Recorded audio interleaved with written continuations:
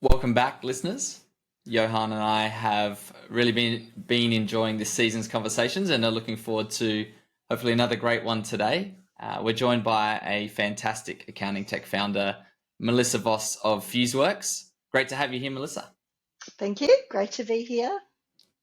Thanks for joining us and taking some time out of your day. I know how busy you are, and I know it's a busy time of year as well for accountants and for accounting tech startups. Obviously keen to understand the journey that you've been on with FuseWorks. But first and foremost, for anyone who's listening who doesn't know you, I just provided a very short snippet of your CV. So firstly, like many accounting tech founders, you are a chartered accountant yourself. But unlike many accountants that I know, you haven't jumped between firms very much. I see that you've been extremely loyal to O'Connell's for 28 years. So congratulations on that. And you're obviously still there. You have a role to play within the firm even today. But primarily right now, you're the co-founder of FuseWorks, which is obviously a great accounting tech success story, which includes 3 different products: FuseDocs, FuseSign, and FuseCharts. And potentially, I wonder, are there more on the horizon in future? But in terms of today, keen to delve a little bit deeper into the startup side and how it all came about. But firstly, have I missed anything else you want to add to kind of your background, your journey to get here? I think you've summarised it quite nicely, although 28 years does make me sound very old, but that's okay. That's okay. That means I've got some really good experience to share, right? It does. I mean, a lot of successful startups are actually founded by people post 45, and I think there's kind of maybe a misconception that it's all about uni students who come out and change the world, and the reality is actually domain expertise and experience, and having seen a few things and been around the traps for a while does make a difference and increase your chance of success. So maybe as a starting point, we can go right back to the beginning of FuseWorks and the pain point that you guys felt yourselves. So, a lot of founders begin with that personal pain, but don't really validate that with other people. You mentioned in some of the prep that we did that you realized you weren't alone in your frustrations. What does that mean, and kind of how did you come to that realization that you weren't alone? Yes, I guess this stems right back to the role I played with O'Connell's and the relationships I had with others in the industry. So, being a chartered accountant, I was very heavily involved in the world of chartered accounting and was on the public practice panel. I was involved with lots of user groups with other tech for accountants around how things could be done differently. And I guess in terms of not being alone, when we came up with a concept or an idea to fill a gap in our practice, we could validate that quite easily with connections. So yes, I've been in accounting for a long time, know lots of people, knew lots of firms in Brisbane, and we could validate pretty quickly, I guess, how we were solving the problems. And they were all like, oh, we want in. When can we get that? Can we get that? So we knew what we had solved would actually, I guess, apply to other firms, not just us. And that was, I guess, the start of, oh, maybe we're onto something here. Maybe this has got wider application, and should we take the leap? And so once the penny dropped that other people might have this pain as well, was it a matter of let's go all in, let's move fast, let's drop everything and do this? How did you guys take that next step? Yeah, so if I probably give some context to that, the first thing we were grappling with was document collation. So a very repetitive process in an accounting firm where you're compiling a set of documents to go out to a client monthly, quarterly, annually. And that saw a document collation process come to life in Excel at the time, and it pretty much had some fancy macros that did some things. That was the birth of FuseDocs. So we did start, I guess, very carefully and mindfully in terms of the types of clients that we rolled it out into their practices. So we picked a couple and worked with them to go, does this have application? How would it fit, the tech you're using in your practice? And would it solve a problem? And yes, it did. But it was a very tailored, hand-holding approach to rolling out a process automation really with some tech to support that. So I guess to answer that question, it did, like, we knew the gaps, we put it in place in a structured way. And from there, it was like, well, we've got a few clients that are willing to pay for this. Oh, maybe we need to invest in this a little bit more. But back then, it was my business partner, Scott Barber, and I, who had the tech brain, so the software engineering brain and the accounting brain. And we sort of came together and went, there's opportunity here for this to actually be a full-fledged product, and how far do we want to take it? And we slowly and surely sort of turned it from just us to, hundreds of clients now across Australia and New Zealand. If you were to put yourself back in your shoes then, knowing what you know now about this journey and the challenges and whatever else, is there anything you would do differently? Or I suppose what would be the number one thing that you would do differently? We started, I guess, with very low resources. It was the two of us, with an idea. And we were, I guess, across the accounting firm as well as the new startup. And look, we're talking sort of 10 years ago now when FuseSign came into the picture.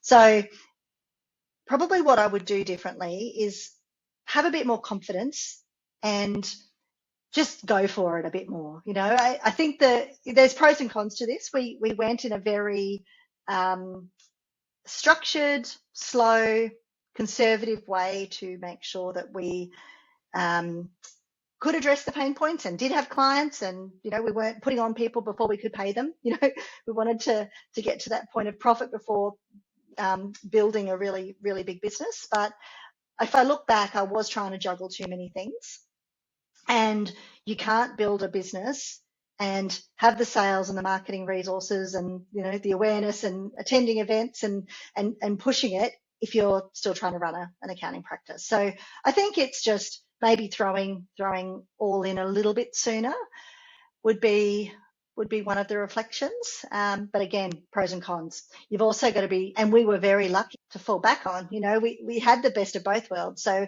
we could self-fund our pathway of FuseWorks. So going at it in a sort of a conservative way did have some pros, but I look back and go, I could have been a little bit sooner. Took a few years to really go, yeah, we're all in here. Melissa, just to kind of tackle that a little bit further, I mean, we see from our perspective quite often it's all about the balance. Some founders are not confident enough and don't push enough and don't go fast enough. Others quite often they're overconfident and then they develop blind spots and they stop listening to users in the market and just think it's all about their vision. So from your experience, how do you find that balance of not being having enough confidence but not crossing into overconfidence territory? Yeah, that's a really good question. And something that I think we did strike a pretty good balance with that. I would just say you need to be really mindful about investing and putting people on to support growth. And again, we did that in a tailored way, in that we went, okay, well, we need more product team members. Okay, well, now we need more sales team members. But probably one of the regrets was, could we have done better sooner if we had more sales support? Probably. So it's a bit like chicken and egg. When do you put people on? I don't think there's sort of no right or wrong to that. You've just got to, I think, just back yourself a bit and invest in people to support that vision, because you can't be selling a product. You've got this great product, but you need people on the ground to actually communicate that and share the value of that. So marketing resources, sales resources are really, really important.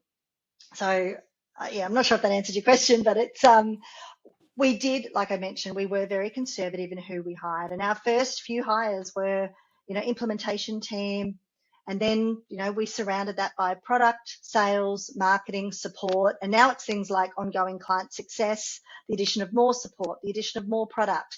So just being really mindful of who is your next hire. We're having a planning day on Tuesday, and one of the questions we put to our entire team is, who is the next person on the bus with FuseWorks?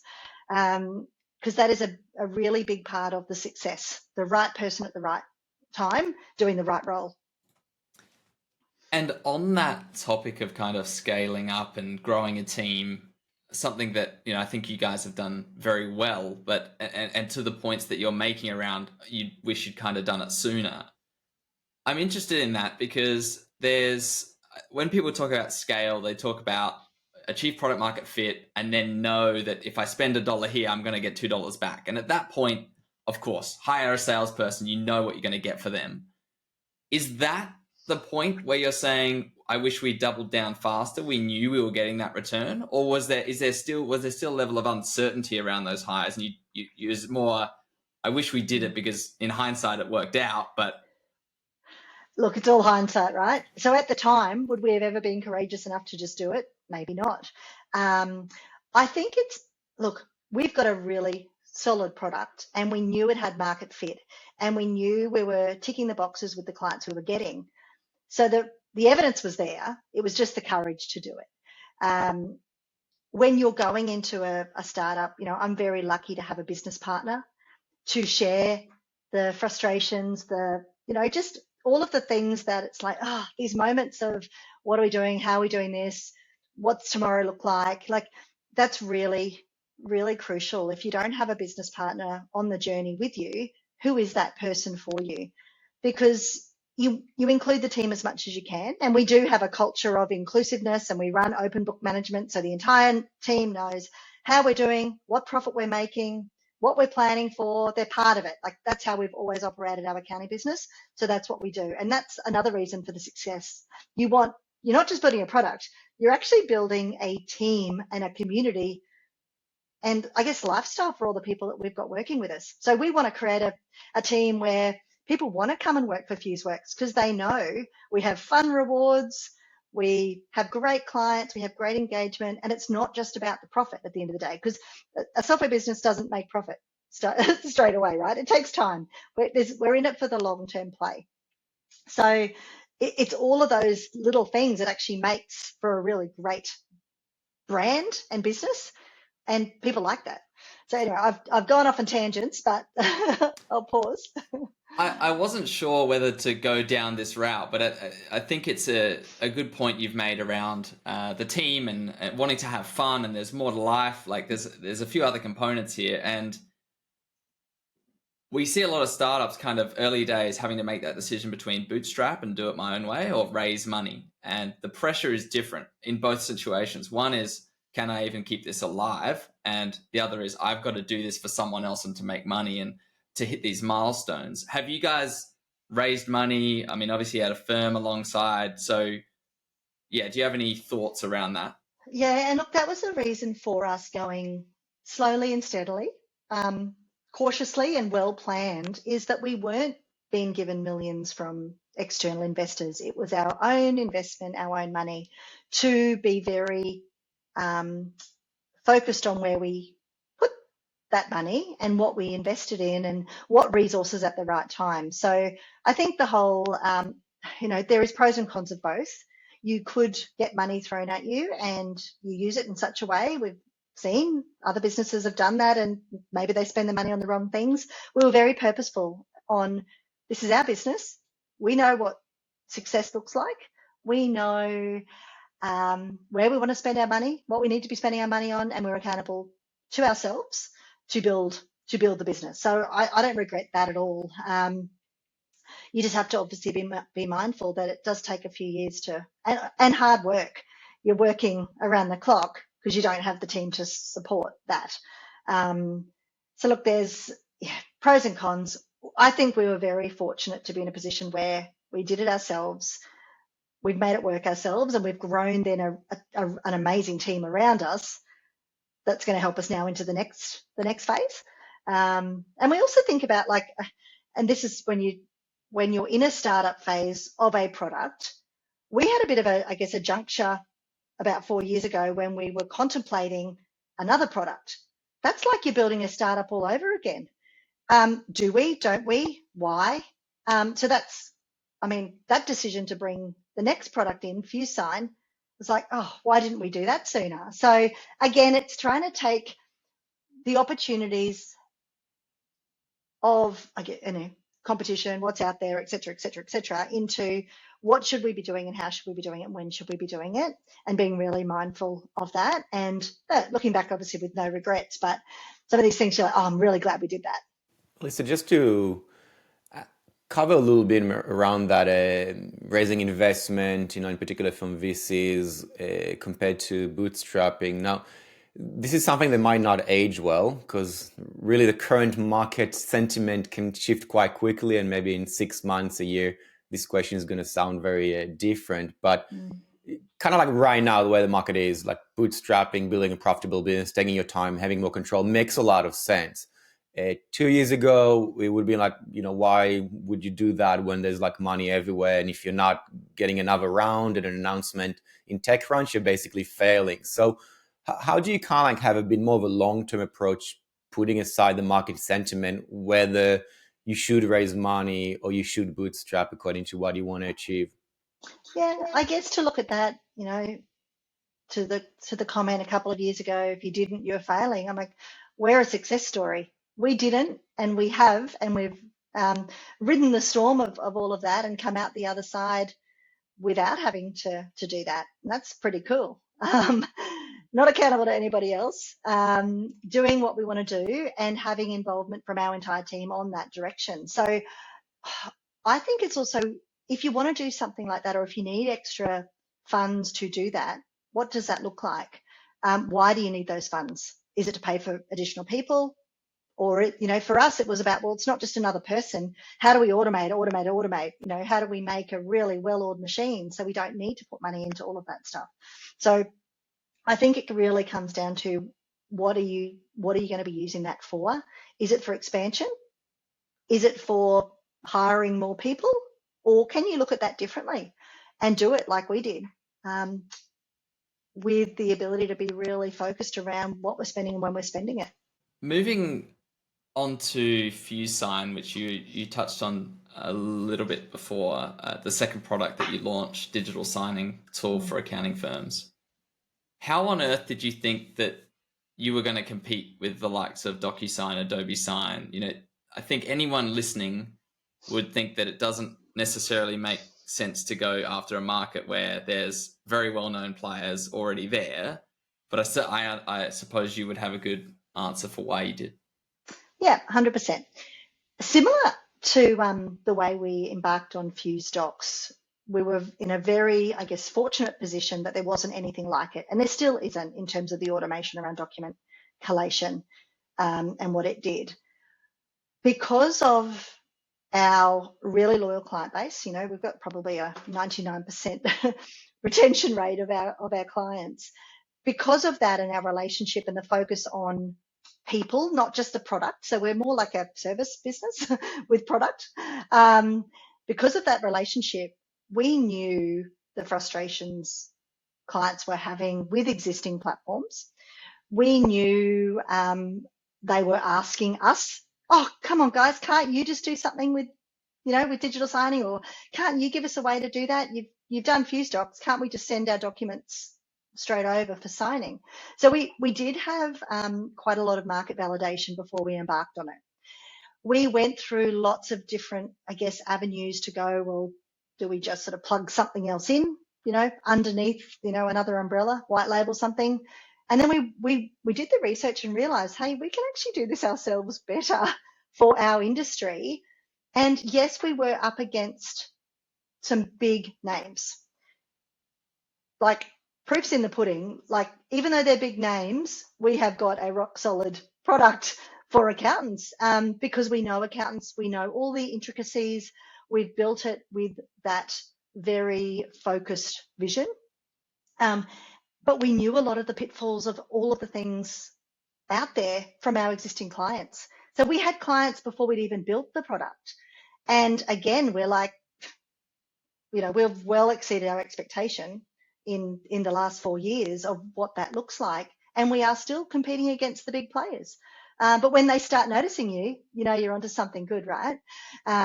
So market validation, again, building a product that your clients are asking for, trying to focus on the elements of a product that aren't working the way accountants want them to work, and creating a platform that fits, that really fits. So yeah, no regrets at all. The only thing with FuseSign is, why didn't we do that sooner? Like, we're just glad we took that leap of faith, and it was a big investment. But looking on, you know, the other end of that, yeah, hugely proud of what we've created there. With respect to your most recent leap into the UK, which we've had the pleasure of doing some work with you on that, something I think that stands out from my memory is almost an assumption I think that I probably had myself when we kind of embarked on that project, was how different can digital signing be for accountants in Australia and New Zealand and the UK? Like, what are the odds that it's really going to be that different? How do you see that, looking back at, you know, the research, but also now having got boots on the ground, officially kind of made that impact and been to events and spoken to people there? How important are those nuances? Yeah, that's a good question. And, you know, again, that's a decision around, how do you grow? Where do you grow? Do we grow geographical, or do we grow across industries? And we made that decision. Although we have lots of clients from lots of different industries, because it's a digital signing platform, it's built for accountants, and accountants are very similar regardless of where they're located. So we're all still working for the relevant tax office in those jurisdictions. We've all still got compliance documentation. We still have to have stuff signed off, and there's a lot of paperwork. And there's a lot of similarities in the way accountants work. At the end of the day, there's practice management system, there's a document management system, there's documents, there's workflows, there's accountants, there's admin. It's pretty much the same. We're just filling out slightly different forms. So for us, the transfer to other locations was quite straightforward. There is some little differences with software people are using, or different practices are using, maybe some of the lingo, but at its core, the platform that we've created is very transferable, which is great. You don't often get that when you're a startup, and there is probably a handful that I can even think of now off the top of my head in Australia that go, oh, I'd love to go to the UK or New Zealand. Oh, we can't, because that impact, like, we work, you know, alongside the tax office or company's office or this or that. So I think we were in that position where we could. And it's like, you know, DocuSign, Adobe, they're global, because again, you can be, because of the nature of what we're doing. And as long as we meet the, you know, Electronic Transactions Act in the relevant countries, again, they're quite similar. We don't find too much of a variation with the change in product. And, you know, that was one of the reasons we embarked and engaged the Early Adopters Hub in the first place. What is the market? What does the market look like? And what does the product need? And is the product ready for it? And we worked out pretty quickly it was. Yeah. Melissa, just to push you and challenge you on that a little bit, because that's what I'm here for. 100%. Because it's just a mistake we see. I mean, we do work with mostly early stage startups, but we've got like you guys as well that, you know, we're looking to expand internationally, and we kind of like to treat it as you're looking for product market fit in a new market, and that's kind of the best approach, rather than being overconfident that you've got it and you just need to sell to people there. So, I mean, you said largely there was a lot of similarities, so that made the transition easier, and there are some important nuances. So potentially, what was the initial go-to-market that you had in mind, and what was kind of like the impact on your go-to-market strategy following some of the research with the early users over there? Yeah, so I guess the big thing when it comes to embarking on another region is, firstly, I guess, doing your homework and working out what's a way that you can start getting that brand awareness and understanding at a deeper level. So no different to what we did here. Here, obviously, you know, distant memory, so it's all just, you know, peaches. But when you're looking at that, it is about understanding and immersing yourself in the community. So we did that through a stint in the UK earlier this year. We invested in a few different events to get some brand awareness out there. and we engage with a lot of members of the community and current clients around what else, what more, where do we need to be, what do we need to be doing, and that's going to then pave the way for the next stage. So I think it's, again, like we've done in the past, very purposeful and cautious in terms of our approach and our rollout. We have some amazing clients in the UK. They're talking the talk. They're referring us to others. They're showing that there's huge opportunity there as well. So again, it's about creating the community, being at the right places, marketing, hanging out with the right people. No different to what we did here. It's just you're starting again in a different region. So it's about then having the courage to invest and focus on a new area. No different to when we were working with New Zealand clients for the first time. Slight differences, boots on the ground, and being able to walk the talk and understand what pain points they're going through. That's all really relevant, and that's, I guess, the next step for us. Fantastic. And I think we're probably at that pointy end of the conversation where I have to ask the question that we ask everybody who joins us, which is, what do you see as the biggest tar pit mistake that accounting tech startups need to avoid? Or maybe more broadly, I mean, if it's not accounting tech specific, that's fine. But yeah, do you have a classic tar pit mistake you see? 100%. Don't wait for a product to be finished.